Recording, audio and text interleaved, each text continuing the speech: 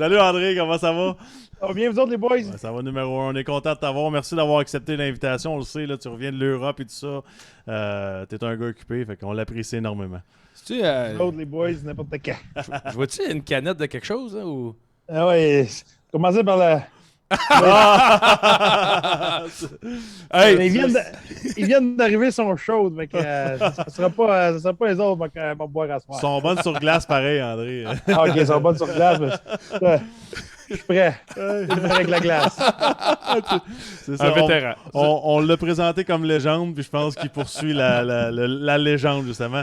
André, qu'est-ce qui se passe avec toi? Tu es en Europe, on le sait, le championnat du monde et tout ça. T'es-tu revenu au Québec ou tu retournes en Arizona en ce moment? Je suis retourné en Arizona, direct de la Finlande en Arizona. Puis je suis revenu au Québec jeudi passé. J'ai été voir mes chums à Rouen.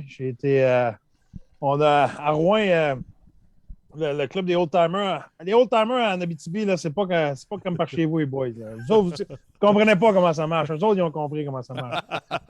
Eux autres, ils ont leur chambre de hockey Tabarouette. tout le temps. Là. Le stock reste là. Pareil comme une chambre média 3, si tu veux. Ah ouais? On fait un voyage de pêche. Là. On était 45 cette année. Là. Toutes les ans, on va à la même place. C'était au Témiscamingue. Puis on était 45. Puis on a eu bien du fun. Fait qu'on passe en Ça, fin de semaine-là. tu parles de tous les gars des anciens Huskies? Hein? Non, c'est le club des old-timers de Rouen. Mais Ligue de bière, là. OK, OK. ouais, c'est ça. C'est les old-timers. Là. Wow. Ils jouent 2 fois par semaine. Ils ont des belles heures. Là, des old-timers qui jouent à 8 heures le soir. Là. C'est ça. C'est rare. C'est ça l'Abitibi. Honnêtement, il y a beaucoup d'hommes d'affaires de Rouen. Là. Tous les hommes d'affaires sont là-dedans. C'est tous des gars qui ont joué au hockey compétitif. Puis, c'est un peu un club social. Puis, on va à la pêche depuis 2003 que je vais à la pêche avec eux autres. Là, ça a changé de date un petit peu, mais là, à cette heure, c'est en début de juin. Wow. Ils C'est prennent bien du le monde fun. de Montréal des fois pour des visites? Ou... Ouais, ça prend du monde spécial. Après moi, vous pourriez faire partie du lot. ou peut-être pas. Comment c'est passé, justement? On parlait que tu viens de revenir de l'Europe, le championnat du monde. Comment tu as vécu cette expérience-là? Ah, c'était le fun. Hein. Tu sais, à toutes les fois que tu as la chance de faire partie d'un événement à Hockey Canada, là, c'est la meilleure organisation de hockey au monde. Puis, ils prennent soin de toi, ils prennent soin des familles, ils prennent soin des joueurs. Et ils font vraiment des choses en grand. Fait que c'est toujours une expérience qui est extraordinaire. Et je pense qu'on est choyés. Donc, on avait des bons joueurs aussi. C'est bien organisé. Ils prennent soin des familles, que ce soit hôtel, le transport, comment ça se passe là-bas, le family room, toutes ces choses-là. C'est de première classe. Donc, c'était un événement extraordinaire. On avait des bons joueurs, on avait des bons gars. C'était vraiment le fun. Ça doit être un honneur aussi tu sais, d'être sélectionné, André. Puis il y a tellement de bons entraîneurs dans le monde, d'avoir la chance d'être pour Team Canada. Ça représente quoi pour toi? C'est-tu comme un match des étoiles pour les joueurs ou c'est. Non, ben, pour moi, tu sais, c'est sûr que j'ai la feuille d'érable tatouée sur le cœur. Donc, tu sais, pour moi, représenter ton pays, c'est quelque chose d'extraordinaire. Représenter ton pays dans son sport national, pour moi, c'est extraordinaire. Puis tu sais, le Canada, c'est le meilleur pays au monde au hockey. Puis on a eu la chance que j'ai eu la chance de faire partie du staff pour l'équipe nationale. Pour moi, c'est un honneur, c'est un privilège. Tu sais, Max, tu me connais depuis début des années 2000. Tu sais, jamais j'aurais pensé qu'un jour j'aurais ce privilège-là. Fait que, tu sais, pour moi, j'ai jamais oublié d'où je viens. Puis pour moi, ça reste toujours. Faut que je me pince à toutes les fois qu'ils me le demandent. Tu sais, et pour moi, il n'y a pas d'hésitation. Tu sais, et quand ils t'appellent, ils disent tu veux-tu prendre le temps de penser? Ouais, je vais prendre le temps de penser. OK, c'est fait. C'est fait direct de même. Mais c'est le fun parce que tu mentionnes que tu es un gars, tu n'oublieras jamais d'où ce que tu viens. Puis je pense que ça, c'est déjà établi dans le monde du hockey. Les gens te connaissent, puis tu es un gars terre à terre. Puis justement, ça m'amène à une anecdote. J'ai lu que quand tu avais eu l'offre des propriétaires en Arizona qui étaient prêts à te dérouler le tapis rouge et tout ça, t'as dit non, je peux pas ce soir parce que c'est la graduation de ma fille cette semaine. On parle de terre à terre, là. Je veux savoir qu'est-ce qui se passait par la tête à ce moment-là, mettons. Tu sais, il arrive des situations de même dans la vie que là, t'es pris entre deux feux, puis là, tu te demandes quoi faire, mais en bout de la ligne, faut que tu te souviennes de où est-ce que tu viens, puis c'est quoi les priorités. Tu sais, le hockey, c'est extraordinaire, mais c'est pas tout dans la vie. Ça reste que la famille est numéro un. Puis pour moi, ben, ma fille a payé le prix souvent dans ma carrière, déménager, changer d'amis, etc. Ouais. Puis je pense que ça faisait longtemps que j'avais les dates de sa graduation. Donc, quand ils m'ont dit on aimerait ça que tu sois en Arizona le 23 juin, je dis ouais, mais si ça fait le 23, ça devrait faire le 25. Parce que le 23, je peux pas. C'est la graduation de ma fille. Hey, ça le garoche-tu le chapeau? On parle de ton parcours, que ça a pris du temps. Tu as fait tout, tu as coaché Max, comme on disait tantôt. Puis je veux revenir à ça parce que Max me contait une histoire que dans ces années-là, tu avais comme dit, hey, le chum, il va falloir que tu sois plus tough un peu. Comment tu as dit ça? T'es mis en échec de mouche. Hey, je peux même te dire c'était où? C'était à Saint-Hyacinthe contre les Gaulois. Il m'a dit là, quand tu frappes, c'est comme une petite abeille. Là. Ah ouais, let's go! Ben, comment est-ce qu'on prend un joueur, puis tu sais, t'as été tellement longtemps junior que tu sais que ce gars-là, s'il veut monter, il va falloir qu'il amène une twist à son jeu? C'est ça les discussions difficiles, Guillaume. Parce que les gens disent le coach, il était tough. Ouais, OK. Si j'aurais pas dit à Marc, j'aurais dit t'es beau, t'es fin. Puis il serait arrivé à un moment donné dans une étape dans sa vie qu'il n'aurait pas passé parce qu'il n'était pas capable de faire ça. Ouais. Est-ce que ça aurait été mieux? Je ne l'aurais pas blessé. Parce que quand j'y ai dit ça, qu'il frappait qu'il avait dans une petite abeille, là, il n'était pas heureux. Il s'est couché le soir, là, il se disait pas il est-tu fin, le gros? T'as fait ça qu'il se disait. Là. Non. Il parlait du gros, mais plus du gros jambon. À un moment donné, il faut que tu ailles ces discussions-là. Si tu vraiment crois aux joueurs, il y a des affaires que. Tu sais, le gars, mettons, qui n'a pas d'hockey sense, ça me donne rien de dire, regarde, t'as pas d'hockey sense ou il faut que tu mieux. Voyons, ouais, s'il peut changer ça. Ou le gars, il a 5 et 4, il dit, ben, il faudrait que tu grandisses. Mais ouais, voyons, c'est pas lui qui contrôle ça. Mais si c'est quelque chose qu'il peut contrôler, c'est de l'effort ou du courage ou de l'entraînement, de la condition physique. Il faut que toi, tu aies le courage de l'adresser et puis de dire, regarde, c'est la même chose dans la Ligue nationale. Clayton Keller, c'est un joueur exceptionnel. Il y avait des choses qu'il fallait qu'il améliore. Tu as deux choix. Ou tu restes à l'écart des discussions corsées, puis le joueur ne s'améliore pas. Ou tu dis, regarde, toi, là, tu veux devenir un joueur élite. Là. C'est ça que tu me dis que tu veux. Bon, ben, regarde, il faut se dire les vraies affaires. Il va falloir que tu améliores ça, ça, puis ça. Puis c'est par là que ça va. Là tu n'es pas son ami pour tout de suite. Là. Mais à un moment donné, il vient te revoir et il dit je comprends ce que tu me dis. Puis quand il l'améliore, puis il y a des résultats, bien là, à partir de ce moment-là, il t'écoute encore plus. Ah ouais. Tu sais, que ce soit Maxime Lapierre ou que ce soit à l'époque Jean-François Jacques ou Nick Fugère ou peu importe, il faut que tu lui dises la vérité sur ce qu'ils peuvent contrôler. Tu n'as pris 2 pot-off en plus, c'est le fun. Ouais, c'est ça. Il prend Fugère puis Jacques. Hey, on était tough. On a gagné rien qu'11 games, là. Mais ça faisait mal. Guy Manceau, Trudel, Sauvé, Thibodeau.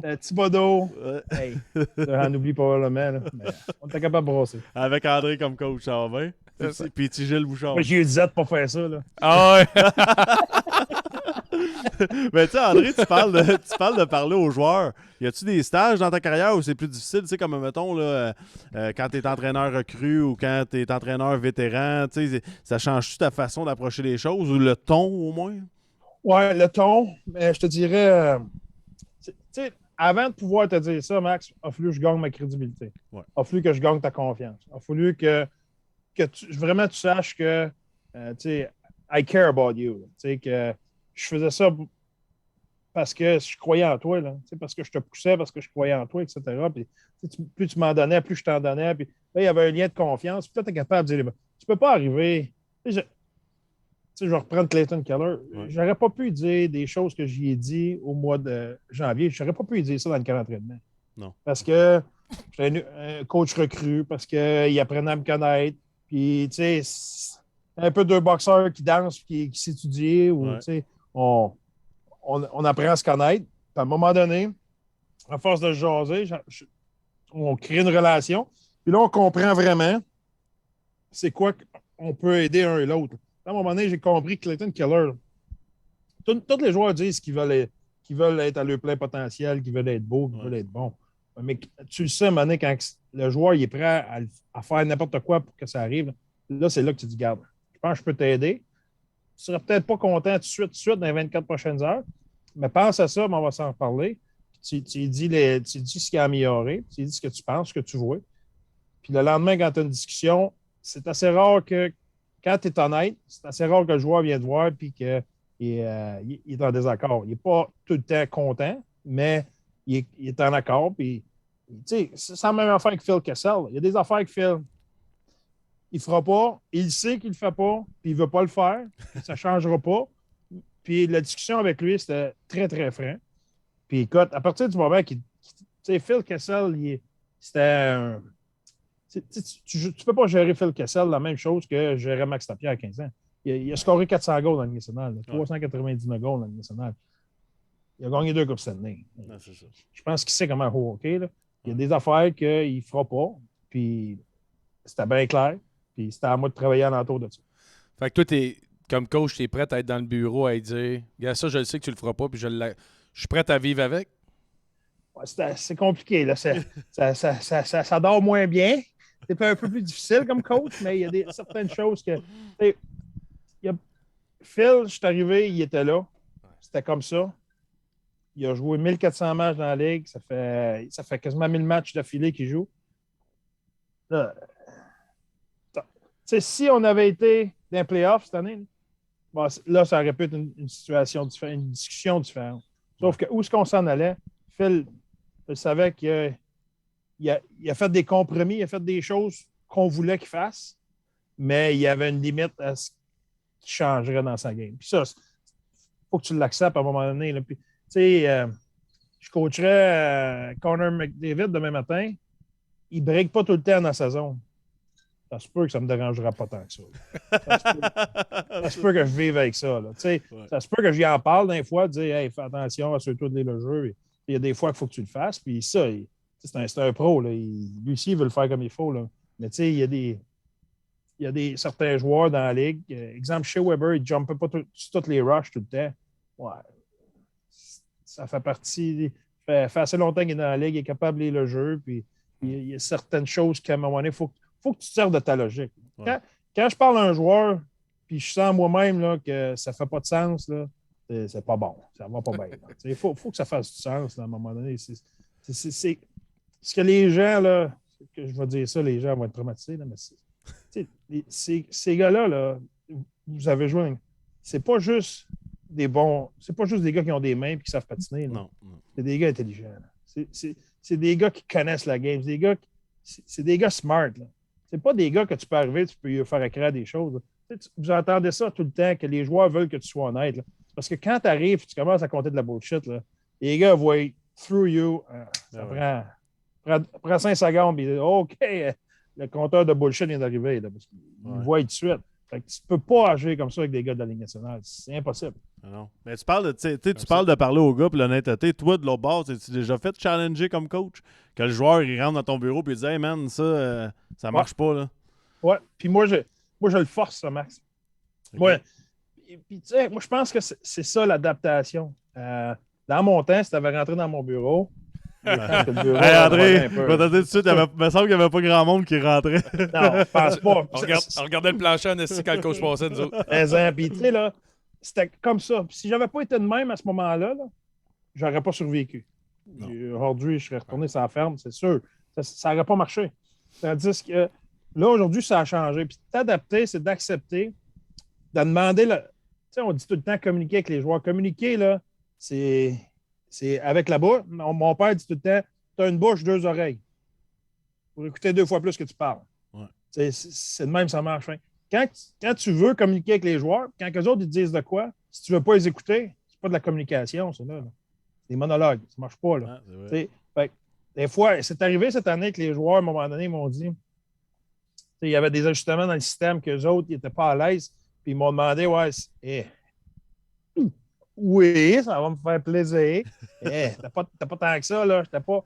Mais c'est ça, là. C'est ça que la game est rendue. C'est ça que les joueurs sont rendus. Puis les joueurs l'ont fait d'une façon extraordinaire. Ils étaient polis, ils étaient respectueux, ils m'ont expliqué pourquoi. Ils sont venus me voir, j'ai dit OK, parfait. Je leur ai proposé des scénarios, puis on a amené des ajustements, puis à partir de là, les gars, ils ont acheté, puis ils l'ont fait. Puis tantôt, tu disais, il faut que le gars care, il faut qu'il voie que je care. Ça peut pas être la meilleure Ah ouais. preuve. Là. Tu viens de gagner tout le monde dans un sens. Là. Exactement ça. Tu sais, parce que tu dis tout le temps aux joueurs que tu as un open door policy. Ouais. Mais là, quand ils rentrent dans la porte et qu'ils viennent te parler, là, il n'y en a pas un qui te regarde. Il y en a 23 qui te regardent. Ils veulent tous savoir, OK, là, c'est quoi qu'il va faire avec ça, lui-là. Là. C'est vrai. Et il nous dit tout le temps qu'il va avoir notre opinion. Là, on va voir ce qu'il va faire. C'est un test. Là. Ah ouais. C'est bien. C'est la même affaire en arrière d'un banc. Quand tu dis, tu veux hold the player accountable. Ouais. OK. Guillaume, tu joues un chef, tu ne bloques pas de shot, je te mets sur le banc. Tout le monde dit OK, parfait. Standard. Pas de trouble. Il n'y a personne qui chiale. Le chef d'après, Max, à la glace, il ne bloque pas de shot. Et au lieu de le mettre sur le banc, je m'en vais le voir et je dis Hey Max, faut que tu bloques ce shot-là. Ouais. Là, il y a 18 gars sur le banc qui se disent Ah, OK, là, le gros, lui, il y a deux sets of rules.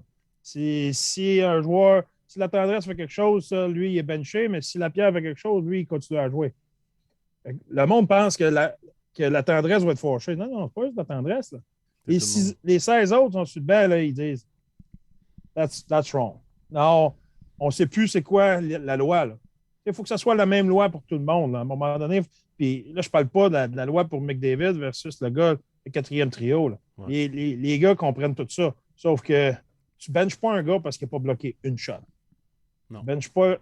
Tu benches le gars parce qu'il ne bloque pas deux shots. C'est une fois, deux fois, tu lui dis, tu lui répètes. À un moment donné, tu arrives à une conséquence.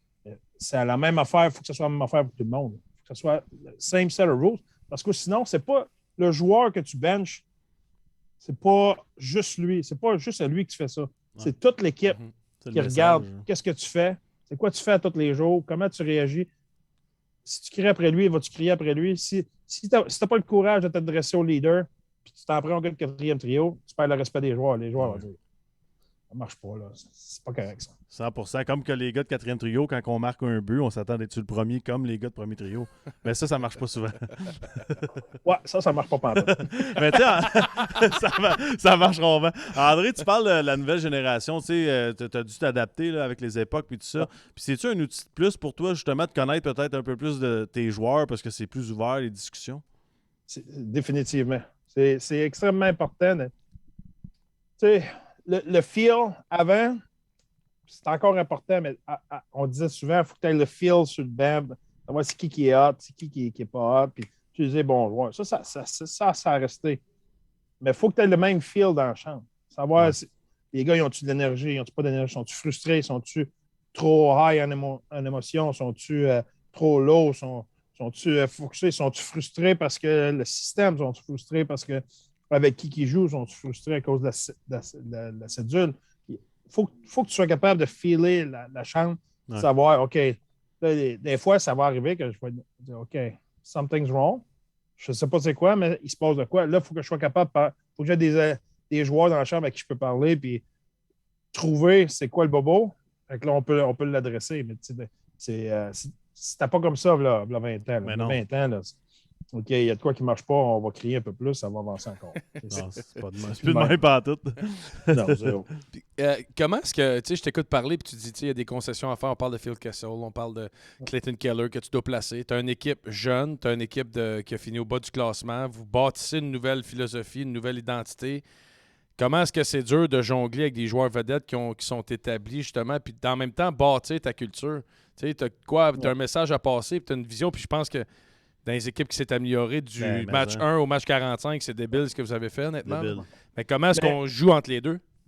Oui, mon premier stage dans la Ligue nationale, ce que j'avais retenu le plus, puis je l'avais dit publiquement, tout ça, c'est à quel point que les gars de la Ligue nationale veulent devenir meilleurs, veulent apprendre, veulent devenir meilleurs, veulent s'améliorer, veulent faire ce que les coachs demandent. La différence, quand tu coaches junior, il faut que tu es convaincu de t'écouter. Tu es tout le temps en train de vendre de quoi? En train de vendre aux joueurs que, regarde, tu mettes ton bâton sur la glace, faut que tu finisses ton check. Tu es tout le temps. Il faut que tu sois relentless. Ouais. Avec les gars de nationale, c'est pas de même. Non. Le gars, là, hey, quand on est arrivé au Colorado là, avec Pat, là, la première journée du camp, première journée, là, pas journée 25, là, première journée, première pratique, embarqué sa glace, on a travaillé le D-zone. Puis Pat, il voulait certaines choses en D-zone. Après la pratique, il y en a là, il est venu me voir tout de suite. Après, c'est la première pratique. Pour me demander de le pratiquer parce qu'il y avait des questions. C'était pas clair dans sa tête. Tout de suite. Il y en a là, il faisait 600 games qu'il jouait dans la ligue. Il était sur notre premier paire de défenseurs. C'était pas comme s'il avait peur de perdre sa job. Là. Ça, c'est ça un joueur de hockey professionnel. Ouais. Lui, là, il voulait savoir tout de suite. Brad Stewart, ça, c'était ma deuxième année. Brad Stewart, on a fait une transaction, on a été le chercher. Il y avait 1000 games de jeu nationale. Il avait gagné la Coupe Stanley. Il avait joué pour l'équipe Canada. C'était un excellent défenseur. Au mois d'août, il est venu me voir au bureau. J'étais au bureau au début d'août. Ses enfants ont rentré à l'école. Ils venaient s'entraîner à l'aréna. Il est venu me voir. Il m'a dit, peux-tu me bâtir une vidéo de notre système?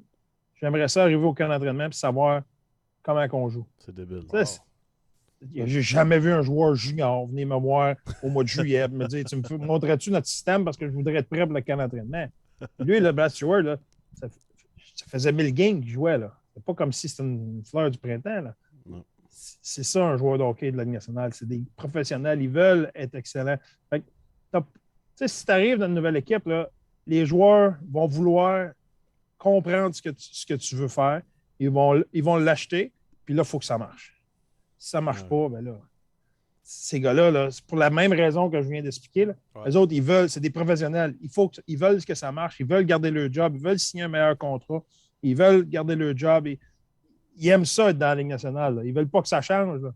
Fait que les autres sont prêts à le faire, mais si ça ne marche pas, là, ils vont dire, hey, le grand, là, parle de ma job, moi, là, si tu n'allumes pas, toi, là. C'est vrai, pareil, hein? Ça marche, là. Ouais. Et fait que c'est ça la différence. Les gars de la Ligue nationale, tu n'as pas besoin de les convaincre que. Tu as besoin de lui dire c'est quoi tu veux, puis là, il faut que ça marche. Parce que dans le junior, il faut que tu les convainques de faire ça à ta manière. C'est un éternel recommencement. Qu'est-ce que tes années à Rouyn-Noranda, justement, tu étais coach, GM, tu t'es vraiment bâti une réputation là-bas de gars qu'on savait qu'elle allait monter dans la Ligue nationale, mais qu'est-ce que tu as gardé de ces années-là? Qu'est-ce que ça t'a appris justement d'être. Tu n'étais pas juste manager de kids, tu étais manager d'un staff au complet, d'une organisation? Oui. Mais une bonne question, mais j'ai appris beaucoup à Rouyn de plein de choses de la vie. J'ai eu la chance d'avoir des mentors extraordinaires. Michel Bélanger, Georges Blais, Pierre Cloutier. Il y en a au niveau administratif, au niveau hockey, au niveau business, m'expliquer des affaires de la vie, m'expliquer toutes sortes de choses. On a eu des épreuves, on a eu des bons coups, des mauvais coups. Puis ces gens-là, c'est des gars qui ont des hommes d'affaires qui ont eu beaucoup de succès. Puis, ils m'ont appris à gérer du monde. Et Jacques, là, c'est une légende à Rouen, tout le monde le connaît. Es-tu dans l'équipe? C'est le proprio de c'est le propriétaire président. Non, mais dans l'équipe des anciens, là, avec mon père. Ouais. Exact. C'est le propriétaire du club des anciens. Il est à Noranda. Mais c'est ça pour dire que Jacques, il dit, tu sais, quand des fois, j'étais coach GM à 28 ans, là, tu sais. Wow. J'ai rien contre ça, mais j'étais un petit peu émotif, j'étais un petit peu malin. Jacques, il était capable de me dire, André, regarde, prends ça, là, on s'en reparle demain. Hey, moi, demain, c'est comme dans un an, là, c'était tout de suite. Là, lui, il disait, non, regarde, on fait rien aujourd'hui, on va régler ça demain. Il m'a appris à être patient, il m'a appris à prendre des bonnes décisions. Il disait, mettons, des fois, avec quelqu'un, j'étais fâché après, il me disait, t'es encore fâché? Je disais, oui. Il disait, t'as pas le droit de se parler aujourd'hui. On va attendre à demain. Le lendemain, tu es encore fâché? Oui. On va attendre encore. On va attendre une semaine. Hey, une semaine. Je n'étais plus fâché. Là, il dit, OK, là, tu peux y parler. Et il m'a appris parce que, tu sais, là, j'étais un gars qui était tellement malin que je faisais tellement d'erreurs. Deux choses. Quand j'étais fâché, je parlais au monde. Ça, c'était pas beau. Ça, c'était pas bon. Puis, deuxième des choses, je travaillais beaucoup, puis je devenais fatigué. Puis quand j'étais fatigué, bien là, j'avais à mèche courte. Encore plus fâché. Là, c'est ça. Puis là, c'est là que je rentrais en conflit avec du monde. Je faisais des erreurs. Tu sais, il m'a appris à me connaître, il m'a appris à me retenir, il m'a appris à prendre des meilleures décisions. Puis ça m'a changé beaucoup au niveau du management. Puis les joueurs aussi m'ont aidé beaucoup. Tu sais, je vais te raconter cette histoire-là, mais c'est tellement vrai. Là. Justin Munden, quand Danny Dupont est parti en septembre 2005, il a été coaché les Lions du Lac-Saint-Louis. Danny, c'était mon adjoint. Ça faisait 4 ans qu'on était ensemble. Danny, bien entendu, il est né à Philadelphie, il est parfait bilingue. On avait des leaders, des joueurs, des leaders anglophones. On avait Macaulay, Milley, Travis Milley. On avait Kyle Doucette, Justin Munden, Tyler Whitehead, Taylor Hall. peu importe, Oz. Puis, tout ça pour dire que quand Danny est parti, j'ai rentré les Anglais dans le bureau. Il y avait Mario Duhamel qui était avec moi qui parlait anglais. J'ai dit au gars, je dis OK, Danny, c'était quand même le lien avec les Anglais. Là. Puis là, j'ai rentré les gars, puis j'ai dit OK, c'est quoi vous voulez que je fasse? Mondon parlait un petit peu français, là, il son français. Puis il m'a dit j'aimerais ça que tu coaches en anglais. Il parlait pas anglais, là. Pas en tout, là. Ah ouais? Là, je vous dis, pas en tout, là. Zéro. Là, je dis, Justin, c'est pas anglais. Je peux bien coacher en anglais. Je peux pas. Il dit, ouais, il dit, on va t'aider. Là, il y avait Whitehead qui parlait là, un petit peu français. Fait que là je dis à Justin, je sais pas comment m'en faire. Là. Tu sais, une phrase pour moi, là, c'était genre F1, here, not here. J'étais pas capable. Ouais, c'est ça. Ouais, no here. C'était même pas not. J'étais pas capable de conjuguer. Je savais même pas comment faire une phrase, etc. C'était épouvantable. Fait que, ils m'ont dit non, on va t'aider, on veut que tu le fasses. Fait que là, je me souviens, j'avais dit à Mondon, c'est correct. J'ai envoyé un sourire quand je parle, j'allais patiner en table. Mondon, il a dit non, on va s'en occuper. Puis, cette journée-là, là, quand ils sont partis du bureau, j'ai appelé Jacques, puis j'ai dit j'ai besoin de prendre des cours d'anglais. Puis, il m'a trouvé un prof d'anglais, puis j'ai commencé à apprendre l'anglais, puis j'ai commencé à coacher en anglais. C'était épouvantable. Je ne sais pas comment faire mes phrases. J'ai demandé à Thomas Mondon, comment tu dis ça? Là, il me le disait, là, c'était une chambre de hockey. Là. Puis là, ça faisait pas.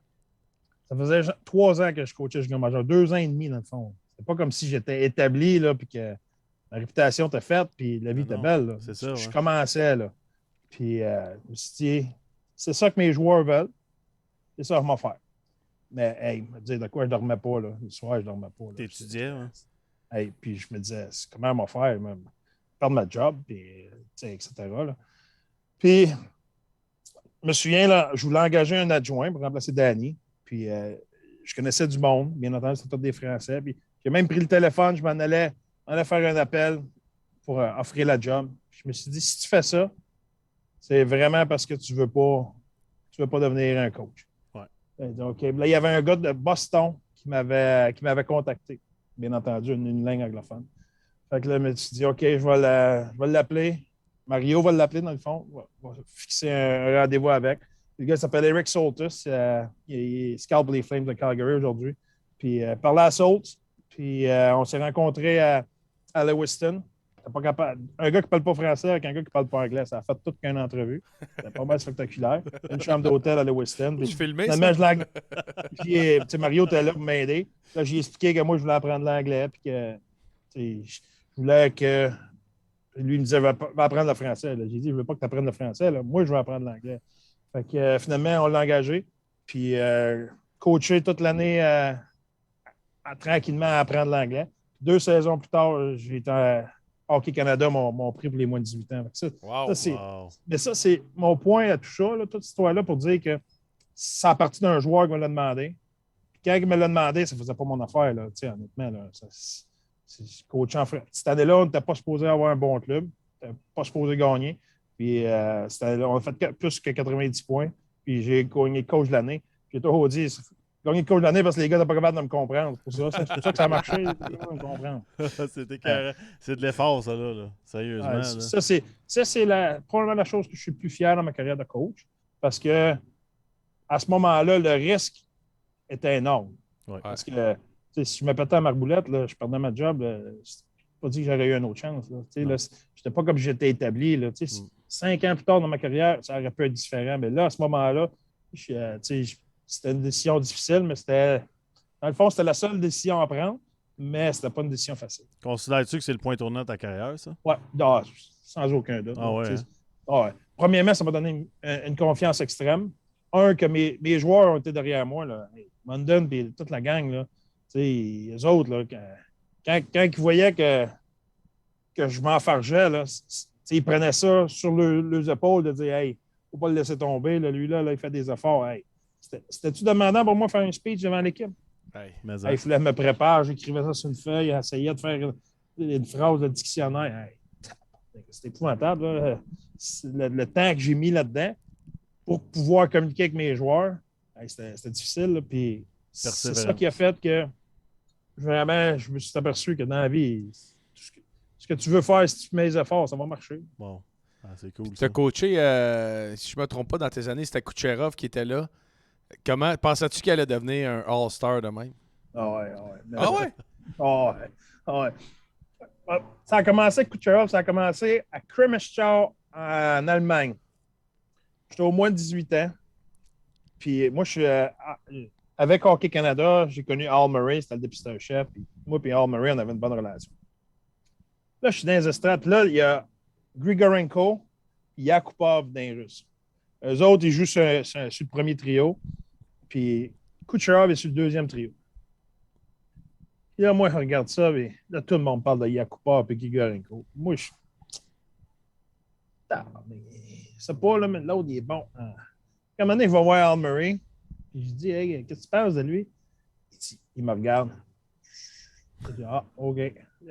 Parle-en pas. Ah, OK, parfait. Fait qu'on arrive au draft. Qui draft Kucherov en deuxième ronde? Al Murray, à Tampa Bay. Et voilà. Là, il s'en va à Québec. Quand Patrick Roy a une bonne là-dessus, Pat m'appelle, parce que là, Pat, il y a 3 Européens. OK? Fait que faut qu'il y en échange un. Il y a déjà des deals avec Grigorenko. Parce que Grigorenko est revenu de Buffalo, ce qu'il ne pensait pas qu'il reviendrait. Fait que lui, il avait drafté Kucherov. Il y avait déjà Sorensen dans son équipe. Là, Grigorenko revient. Il faut qu'il y en échange un. Il y a déjà des promesses avec les 2 autres. Fait que là, il m'appelle. Il me dit, André, il dit, faut que je t'envoie Kucherov. Je dis, OK, faut que tu m'envoies Kucherov. Il dit, oui, il dit, parce que la seule autre équipe, c'est Rimouski. Mais nous autres, cette année, on se bat avec Rimouski. Tu ne peux pas y envoyer Kucherov. Il est bien trop bon. Moi, je suis là, je dis, ben oui, c'est ça. Moi, je suis tellement un bon gars, tu veux me faire plaisir, Pat. Ouais.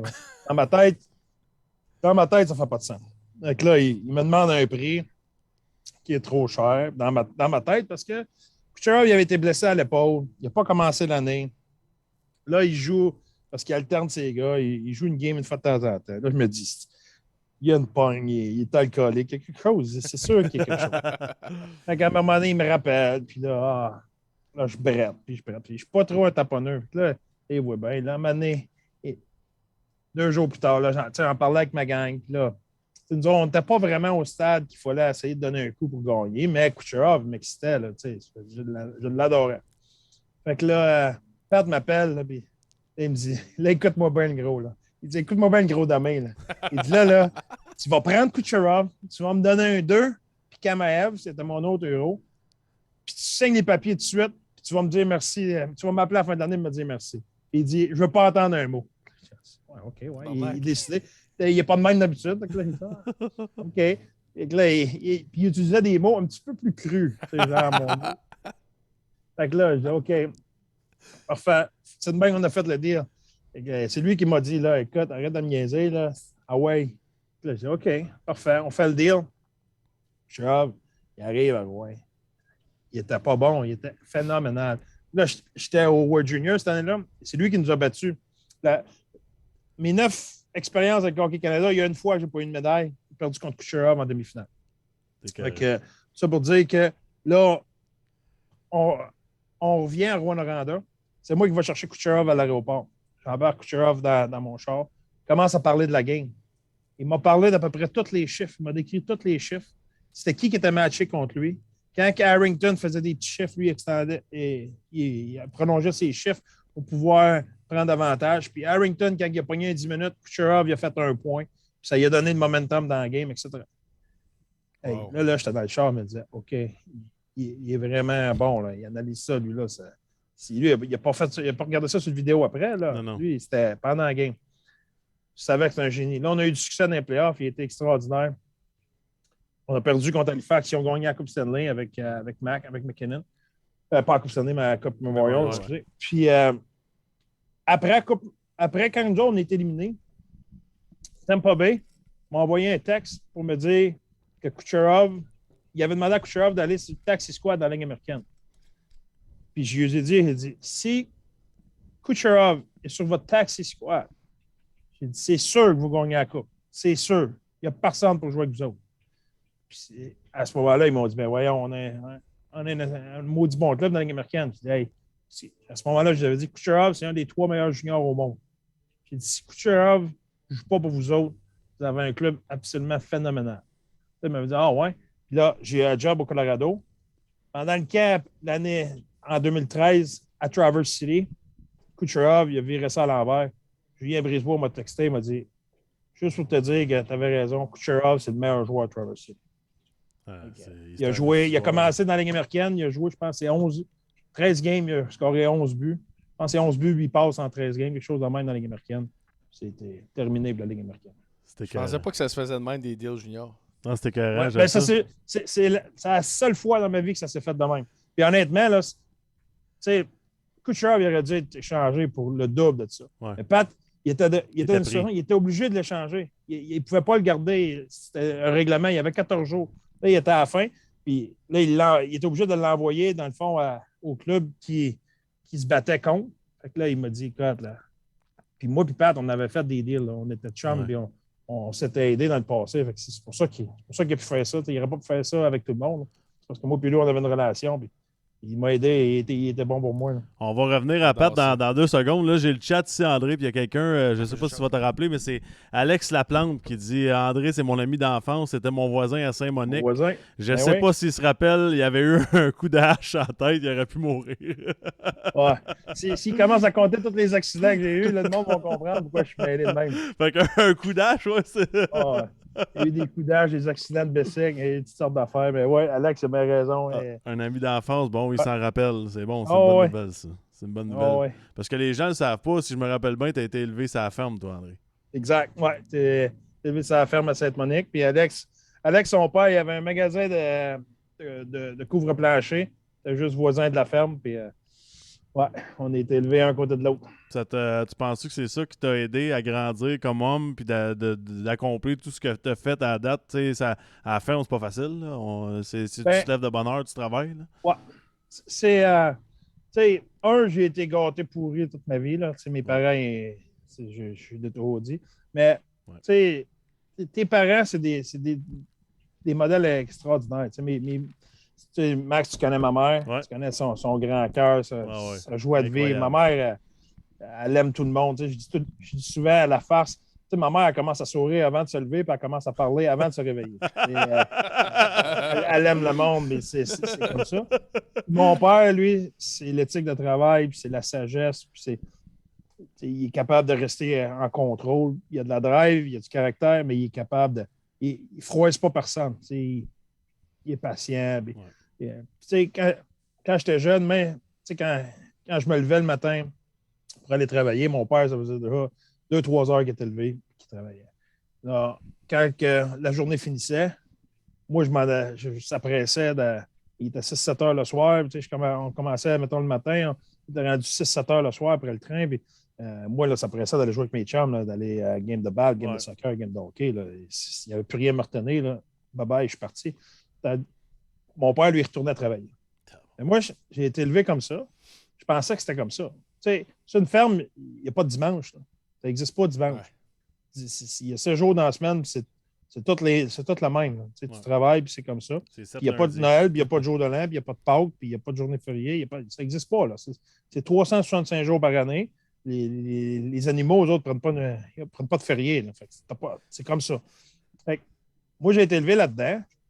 Je ne dis pas que j'étais un enfant travaillant. Je dis que mon père était tellement travaillant que moi, toute ma vie, j'ai pensé que j'étais lâche. Je parle tout quand j'étais jeune, moi, je pensais que j'avais honte de partir et de laisser mon père travailler. Quand j'ai eu ma mobilette ou mon char, je partais aller voir mes chums, mon père, lui, continuait à travailler. Je me levais le matin, lui, il faisait 2-3 heures qu'il travaillait. J'avais cette culpabilité-là de penser que moi, je n'étais pas travaillant. Quand j'ai commencé à travailler pour les autres, quand j'ai commencé à coacher à Shawinigan, là, je me suis aperçu que le monde normal, il ne travaillait pas 16, 17, 18 heures par jour. Et, mon père, là, il se levait le matin à 5-6 heures, puis il rentrait le soir pour Adlib, puis les nouvelles. Là. C'était comme ça. Là. C'était comme ça tous les jours. Fait que, pour moi, je pensais que c'était ça, la vie. Fait que quand j'ai commencé à travailler ailleurs, puis là, je me suis rendu compte, OK, c'est pour ça qu'il y a eu du succès. Puis ça a été un bon modèle pour moi. Puis j'ai été reconnu pour mon éthique de travail par tout ce que j'ai été. Encore aujourd'hui, je pense que mon éthique de travail est excellente, mais rien comparé à celle que mon père avait. Ah, c'est beau, ça. On est avec André Torigny, l'entraîneur des cas de l'Arizona, dans les studios Ford. Puis c'est une question que je me demande. Tu dis que tu es travaillant, puis quand on dit travailler comme coach, c'est faire beaucoup d'heures de vidéo, puis regarder le match, faire du pre-scouting, tout ça. Et où la limite entre les deux? Comment est-ce qu'on réussit justement à doser ça? Ben, il faut que tu aimes ça. Tu sais, c'est. La réponse, c'est il dose pas. Non, c'est ça. C'est mon combat. C'est mon alcoolisme. Ouais. Moi, c'est. Faut que je fasse attention. Faut que j'essaie d'avoir un équilibre parce que. Mais tu sais, le temps m'a aidé. Danny Dupont m'a aidé. Les coachs avec qui j'ai été m'ont aidé.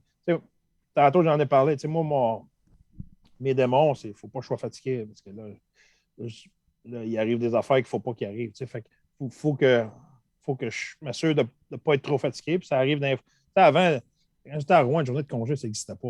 Je disais souvent, puis c'était vrai. Là, je disais à la farce, mais c'était vrai. Journée de congé, c'est une journée de 8 heures. Ça, c'était ma journée de congé. Là. Quand on avait une journée de congé, là, je rentrais au bureau là, le matin à 8 heures, je revenais à 4-5 heures le soir. Là. Aujourd'hui, c'est la journée de congé. J'aime ça, j'aime ce que je fais, j'aime mon métier, j'aime ça travailler. Mais l'autre chose qui est là-dedans, Guillaume, c'est que les gens n'ont pas d'idée comment c'est d'ouvrage. Le monde pense que la vidéo, tu fais ça, regarder la game. C'est pas mal plus compliqué que ça, c'est pas mal plus d'ouvrage que ça. Là. Une game, là, moi, quand je regarde la game, mettons, après ma game, je regarde la game. Là, je découpe à peu près 160 clips. Là, ça, c'est juste à cliquer, mais je recule, je le regarde, là, OK, je pèse sur le bouton, puis j'enregistre la séquence. OK, parfait. Ça, là la job n'est pas faite. Là, il n'y a rien de fait. Là, tu as juste des séquences. Là, il faut que tu les mettes en ordre. Là, moi, je fais 3 catégories. Je fais les clips positifs qui vont être dans le prochain pre-game. Ouais. Je fais les clips d'équipe, de teaching, des choses qu'il faut être meilleur, etc., etc. C'est une autre catégorie. J'ai les clips individuels. J'ai à peu près 100 clips individuels, 40 clips, des choses qu'il faut améliorer, une vingtaine, 20-25 clips de choses que j'aime, que je veux que les gars voient en loup pour justement créer des bonnes habitudes. Et là, encore là, c'est pas fini. Là, faut que j'ai des découpe et j'ai place en ordre. Là, c'est juste... Je ne peux pas présenter une vidéo que là, je te montre un breakout, un forecheck, un ozone play, un PK, un face-off, un ozone play. Voyons, ça ne suit pas, ça n'a pas de sens. Là, il faut que tu mettes ça en ordre. Là, tu mets ça en ordre. Là, après ça, tu les regardes encore une autre fois pour décider, OK, ouais. Là, parce que j'ai tout ça à présenter, là, on va éliminer cette catégorie-là. OK, là, continue. Là, tu dis encore, j'en ai bien trop, là, j'ai 28 clips. Je ne peux pas te présenter 28 clips. Là, tu les regardes encore. Là, tu descends à 24. Là, tu les regardes encore. Là, tu descends à 22. Là, tu descends à 18, 16. OK, là, c'est parfait, on est à 16. Mais là, ça fait combien d'heures qu'on travaille là-dessus? Là, après ça, là, il faut que je fasse l'individuel. Là, c'est la même affaire. Là, j'ai 12 clips sur Guillaume. Bon, ben, faut que là, je regarde tout. Là, je dis, OK, ouais. Là, si elle l'assemble avec 12, là, demain, il ne sera pas capable de jouer. Là. Okay, un peu. Ces 2-3 affaires-là, je vais les mettre sur le site. Je vais y en parler une autre fois. OK, il m'a présenté ces 6 clips-là. J'ai 2 sujets. Ben, coupé là, il présenté ça de même. OK. Là, ça, c'est un joueur. Là, on continue. Là on fait ça, c'est 100 clips que j'ai. Je mets ça en ordre. Puis là, c'est 100 clips. Il y en a au moins 60 que je dis, bon, ben ça, on s'en servira pas parce que là, je ne peux pas rencontrer tout le monde. Là. Il n'y a rien que 24 heures. Là. Fait que, il y en a 60 que tu mets sur le site. Là, les 40 autres, là, mettons, c'est 4 joueurs ou 5 joueurs rencontrés. Puis là, j'y rencontre. Le monde pense là, que tu vois un clip à la télé, tu dis, ah, moi, il montrait ça demain. Ouais. Là, tu y montres ça. Puis là, 10 minutes après, tu envoies un autre clip. Là, tu dis, hey, viens dans ici, by the way, il y en a un autre. C'est pas de même, ça marche. Là. Le joueur, il n'y a pas rien que ça à faire, attendre que le coach ait fini de faire ses niaiseries. Là. C'est niaiseux, là, mais si moi, comme joueur, quand le coach m'appelle et dit viens me rencontrer, meeting individuel, si je rentre puis j'ai 7 clips puis je sais que le coach il connaît par cœur puis il sait ce qui s'en vient après, là, c'est comme il est prêt. Puis tu sais, quand tu reviens à il care about me, là, tu dis tabarouette, il savait où ce qui s'en allait puis il sait c'est quoi le clip d'après. Puis moi, je trouve ça. Minnesota, il faisait ça. Todd Richards, il mettait dans l'ordinateur des clips de Armstrong devant le filet. Puis il disait je t'ai mis tes 10 clips dans l'ordi, va checker ça. C'est ça. J'avais préparé mon dossier. Mais c'est niaiseux, mais Chris, le gars, il prend le temps de le faire, c'était écœurant. Là. Ouais. Mais c'est ça qui fait la différence. Tu sais, là, dire à un gars, mettons, je parle à Max, puis je dis, Max, regarde des games de Boston, là, regarde comment Bergeron joue, puis il fait bien ça. Non. Max va dire, elle sait qu'il est bon, tout le monde sait qu'il est bon. Tu vas peut-être regarder la game, tu vas voir ce que tu veux. si moi, je prends des clips, je prends 8, 9, 10 clips de Bergeron, puis je dis, garde, Max, je vais te montrer 3 clips de toi en 10 zones, puis je vais te montrer 8 clips de Bergeron, des mêmes situations, puis tu vas voir la différence. Mm-hmm. Là, tu sais là, que moi, il m'a mis du temps, là, puis que je care about you. Ah ouais, c'est ça. Je veux vraiment que tu t'améliores. Là, parce que si je m'en fous, là, je te montrerai pas tes clips, encore moins ceux de Bergeron, là, parce que Bergeron, c'était pas dans ma cédule là, de commencer à sortir des clips de Bergeron en plus de l'ouvrage que j'avais à faire. Fait que, c'est la même affaire quand tu présentes, mettons, on travaille les défenseurs, glisser sa bleue, prendre des shots.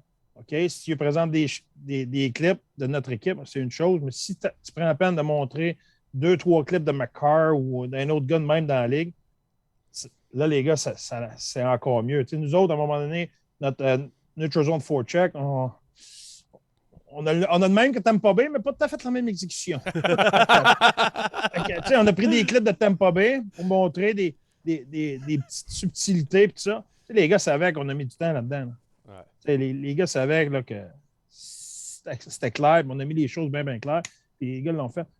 Ça se fait pas comme le monde pense. Le monde pense, là, même, je te dirais, les anciens joueurs, nous autres, là, Corey Stillman, il est sur notre staff, là, ils vont te le dire. Là, j'ai coaché des gars que maintenant sont coach, ils réalisent, OK. C'est tough. Ça dépend. Moi, j'aime ça. C'est pas tough. C'est du travail. J'aime ça. J'aime ça. Puis, il y a des journées que, dans le national, parce qu'on joue tous les 2 jours, que je ne sortirai pas 160 clips. Parce que je sais que là, présentement, notre équipe est fatiguée. Ils veulent pas t'en ça ne me donne rien d'arriver demain et de rentrer Guillaume dans le bureau pour lui montrer 9 clips. Là. Guillaume, là, il a juste le goût de crisser son camp chez eux. C'est ça. Ouais, c'est ça qu'il veut. Il faut que tu ailles ce feel-là. Tantôt, on parlait du feel. Il faut que tu ailles ce feel-là de dire aux gars, regarde. OK, aujourd'hui, là, 15 minutes skate, on va bouger le puck, on va prendre une coupe de shots, puis allez voir vos enfants, vos femmes, allez vous reposer, puis ça va être bien correct. Puis je pense qu'on est obligé de te parler. Tu as coaché avec Patrick Roy, c'est quand même, on le sait, là, à Montréal, c'est immense. Ça représentait quoi pour toi? Puis en plus, tu disais que tu avais une bonne relation avec lui, le côté transaction dans le junior et tout ça. D'arriver et coacher au Colorado, avec lui, c'était comment? Ah, c'était extraordinaire pour moi. Pat, il était bon parce que Pat m'a laissé. Tu sais, avec Pat, j'étais vraiment le head coach du Piqué, puis le head coach des défenseurs. Okay.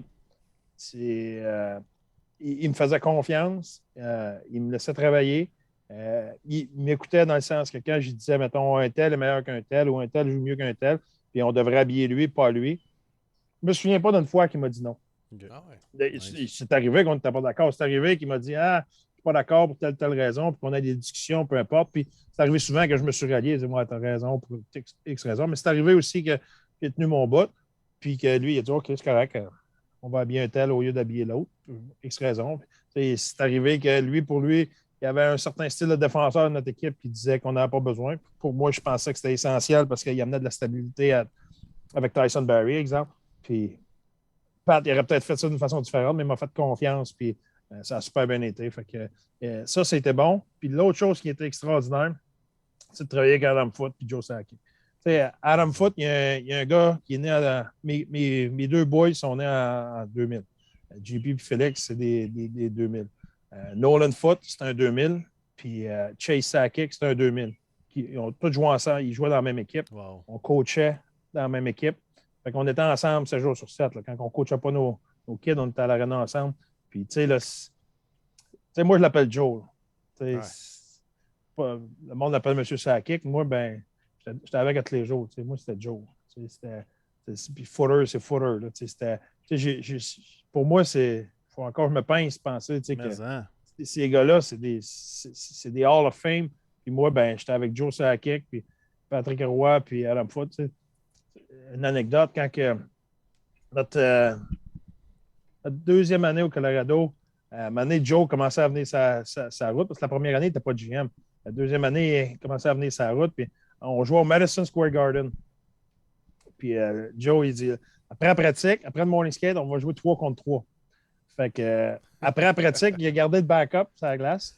Puis c'était Joe avec Pat, puis Tim Army dans la même équipe. C'était moi, Mario Duhamel et Adam Foote dans l'autre équipe. On jouait 3 contre 3. On a joué, honnêtement, là, on a joué pendant 2 heures.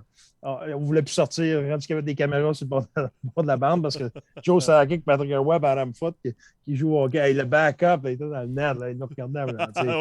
Des vrais enfants, ça n'a pas de sens. Bon, un autre game. Pareil comme quand on joue dans la rue. Ah, une dernière. Là, c'est quoi la série? Là? 5-4?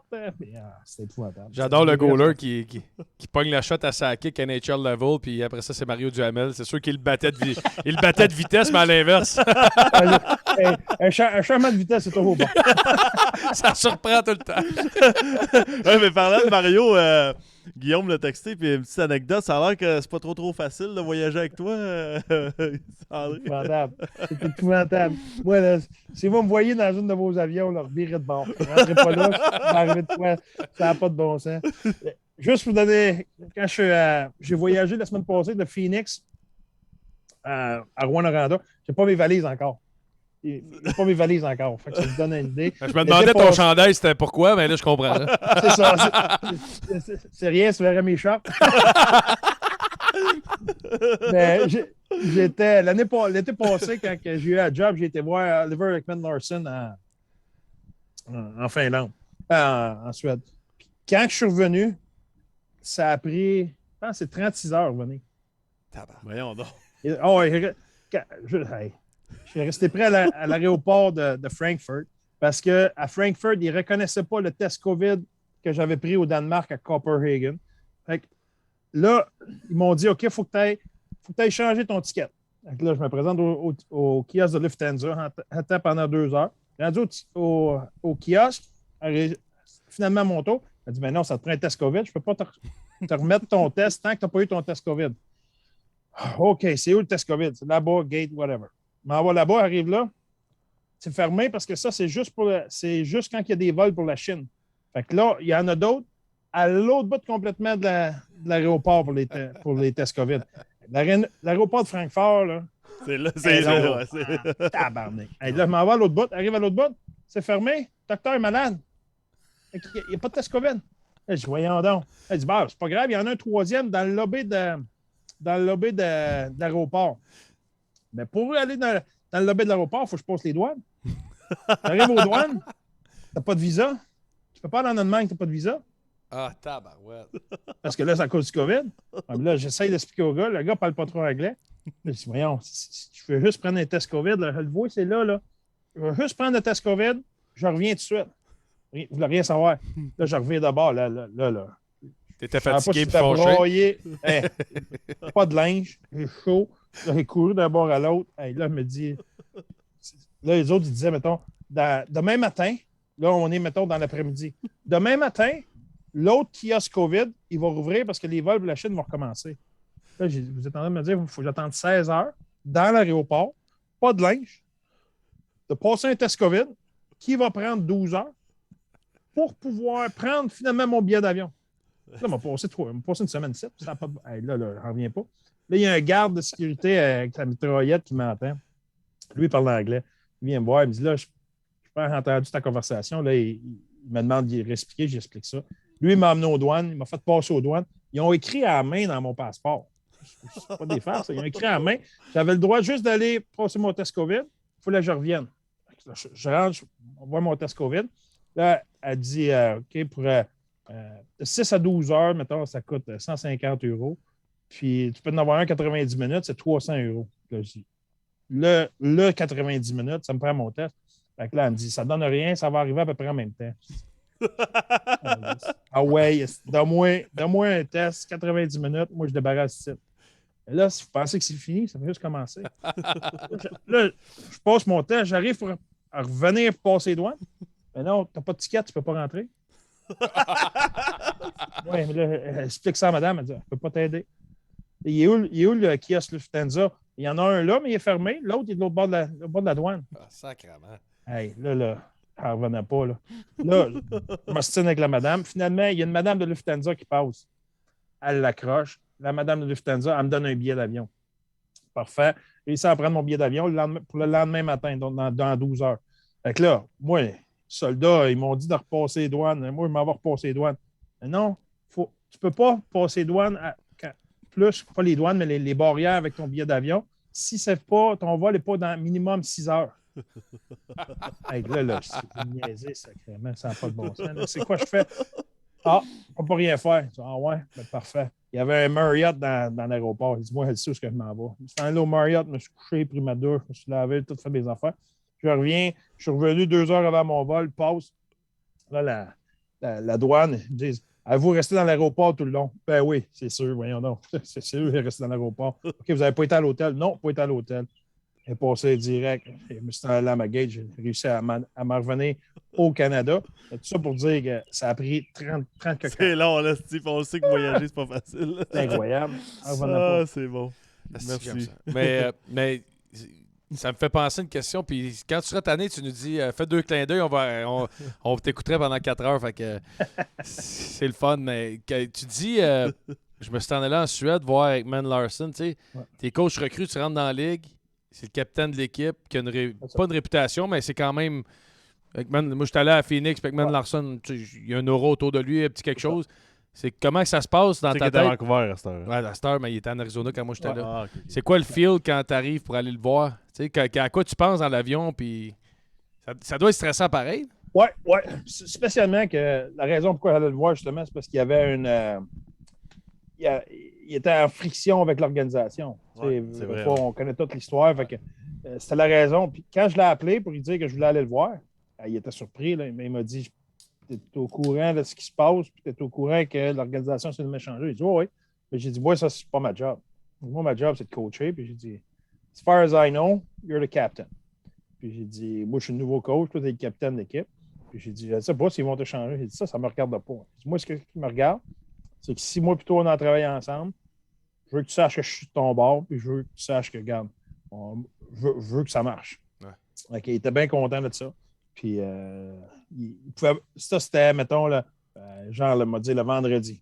Moi, je voulais aller le voir la fin de semaine. Il ne pouvait pas, il y avait déjà quelque chose. J'ai dit, je vais être là le mardi. Puis, il a dit, parfait. Puis, j'ai pris mon vol, je suis arrivé là le mardi. Puis, j'étais chez eux, puis on a soupé chez eux, on a jasé. On était 5-6 heures ensemble, là, puis après ça, je suis revenu. C'était un voyage là, très rapide. Oh, in and out. J'étais là, je me suis rendu à Copenhagen, j'ai loué un char, il restait à peu près 2 heures à Copenhagen. Il était 6 heures chez eux, j'ai sauté dans le char, je me suis revenu. OK, bye. 8 heures de vol, 5 heures, 40 heures. Chris de party. Non, mais c'était écœurant pareil. On parle souvent, on voit le coach avec son beau sou derrière le banc dans la Ligue nationale de hockey. C'est bien plus complexe que ça. Jacques Martin ne voulait même pas partir de Rigaud pour te parler. Je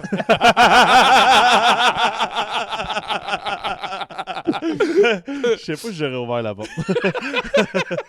André, on aurait pu continuer cette entrevue-là pendant des heures et des heures, mais on te remercie énormément pour ton temps. C'est incroyable. Puis, tu sais, je sais que tu le réalises d'une certaine façon, mais les gens en ce moment sur le chat capotent. Tu touches beaucoup de gens. Je pense que la persévérance, le fait que tu es terre à terre. L'honnêteté, je pense que c'est. Normalement, les gens sont pas si ouverts. Puis c'est super cool. C'est exactement le coach que j'avais Midget 3. Il n'a pas changé. Il a pas changé une bite. Ça, c'est sûr et certain. On va essayer que ça. Il y a juste un petit peu moins de cheveux, mais non. Le gars d'Icalet, ça change pas. C'est moi, c'est à cause de moi, il s'est arraché les cheveux de sa tête. Chance qu'il m'a pas coaché, il aurait plus de sourcils. Je m'en vais à Nicolette en fin de semaine, m'en voir Jean-Claude. Ah ouais? Oh, ouais, c'est sûr. M'en vais à Marina Nicolette, Jean-Claude va être là. Pas inquiète. Ça va être écœurant. Ça doit être un beau mix, ça. Oh, Régent. C'est vrai, il nous a parlé qu'il était chum avec. Oui. C'est vrai. Mais on le croyait pas, là, parce que, tu sais, on sentait qu'avec sa perruque, il n'est pas trop crédible. Pas dit que j'étais chum avec, j'étais pour le voir. Salut, André. Bye. Bonne soirée, puis on te remercie infiniment. Bye. Ciao, bye.